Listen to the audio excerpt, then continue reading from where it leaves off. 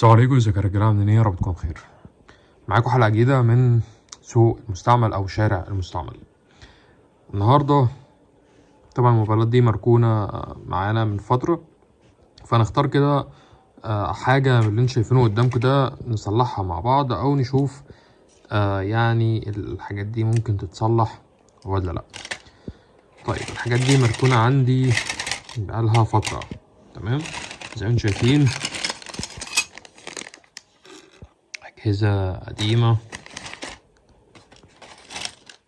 حاجات واقفة على شاشات. يعني عندكم مثلا الموبايل ده كل اللي هو محتاجه شاشة فلاتة سليمة، كل حاجة فيه سليمة، اللي هو بس واقف على شاشة.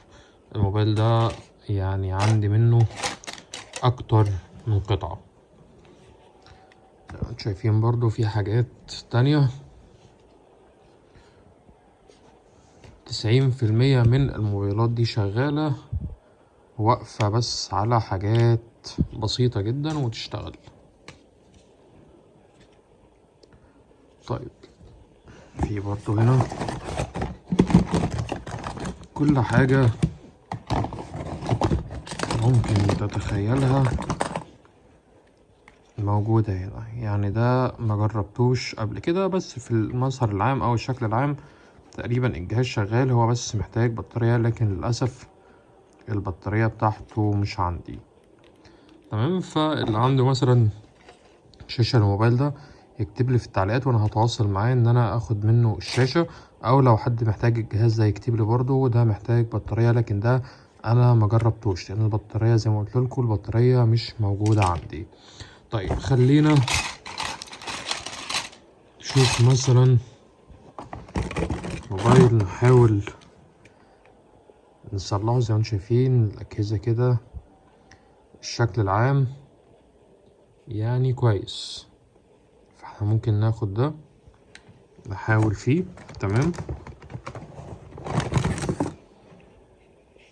طبعا ده نص جهاز تقريبا، ده جهاز نوكيا. تمام، اللي محتاج حاجة من الحاجات دي يعرفني.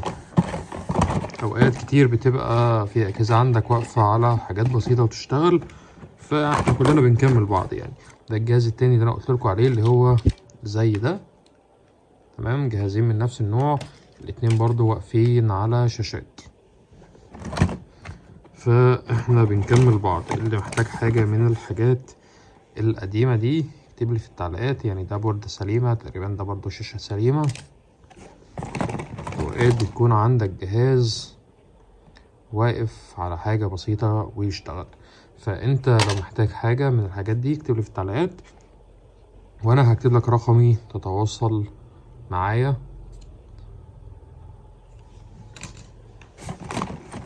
زي ما قلت لكم تمام، ده تقريبا 3310.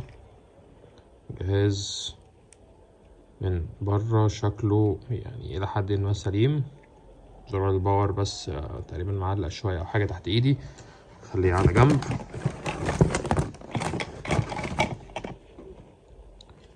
ده برضو موبايل نوكيا من النوادر، بس حتى ده مش عارف نوع ايه. اللي عارف نوع يكتب لي. 3510 تقريبا. بس يعني خلينا بقى نعمل فيديو تاني عن الحاجات اللي احنا ممكن نصلحها في وسط الحاجات دي كلها. كانت حلقة النهاردة واشوفكم على خير.